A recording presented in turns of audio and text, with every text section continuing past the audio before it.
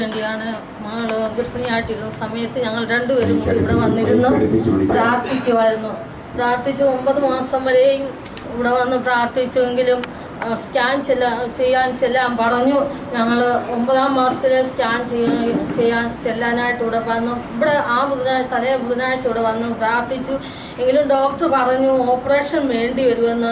കാരണം കുഞ്ഞിൻ്റെ കിടപ്പ് അങ്ങനെയാണ്, അത് തിരിഞ്ഞു വന്നാലേ പ്രസവം നടക്കത്തുള്ളൂ. എന്നാൽ വലിയവനായ ദൈവം അവിടെ അത്ഭുതകരമായി ഞങ്ങൾ ഇവിടുന്ന് പ്രാർത്ഥന കഴിഞ്ഞ് പിറ്റേ ബുധനാഴ്ച സ്കാൻ ചെല്ലണമെന്ന് പറഞ്ഞ് ചൊവ്വാഴ്ച തന്നെ അവൾക്ക് വേദന ഉണ്ടായി. വയറ് വലിയുന്നമ്മേ എനിക്ക് വേദനയുണ്ടെന്ന് പറഞ്ഞ് അന്നും അവൾ കടിച്ചു പിടിച്ച് ബുധനാഴ്ച സ്കാൻ ചെല്ലണ്ടല്ലോ അന്നേരം പോകാമെന്ന്. പിന്നെ അവൾക്ക് അസ്വസ്ഥത തോന്നി. ഞങ്ങൾ അവിടെ ചൊവ്വാഴ്ച രാവിലെ ചെല്ലുമ്പോൾ കർത്താവ് അവിടെ അത്ഭുതം പ്രവർത്തിച്ചു. കാരണം സ്കാൻ ചെയ്തപ്പോൾ കുഞ്ഞ് തിരിഞ്ഞ് നേരെ വന്നെന്ന്. ദൈവത്തിന് സ്തോത്രം. അവിടെയും ദൈവത്തോട് ഞാൻ നന്ദി പറഞ്ഞ്. കാരണം സുഖകരമായ പ്രസവം തക്ക സമയവും വരെയും ഓപ്പറേഷൻ വേണ്ടി വരുമെന്നും പറഞ്ഞ് എല്ലാം ഒരുക്കുകയാണ്. എന്നാലും ദൈവത്തോട് ഞങ്ങൾ പ്രാർത്ഥിച്ചു, ദൈവമേ നീ സുഖകരമായ ഒരു പ്രസവം കൊടുത്താൽ ഞാൻ ഇവിടെ വന്ന് സാക്ഷി പറഞ്ഞവളാണ്.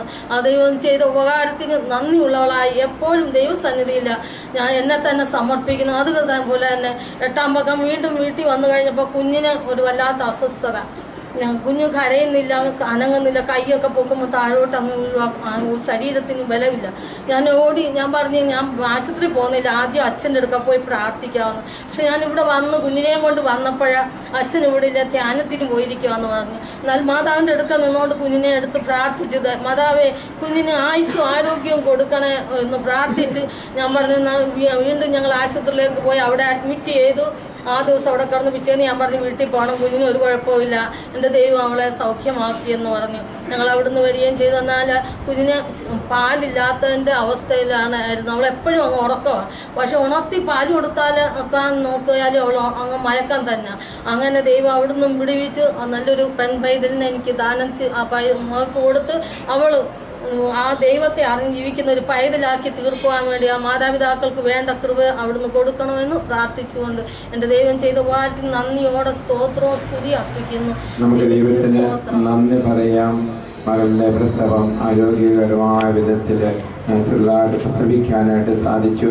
കുഞ്ഞ് ക്ഷീണം വന്നപ്പോഴും ദൈവത്തിൻ്റെ സന്നിധിയിലേക്കാണ്, അച്ഛനല്ല മറിച്ച് ദൈവമാണ് സൗഖ്യപ്പെടുത്തുന്നതെന്ന് ഓർക്കുക.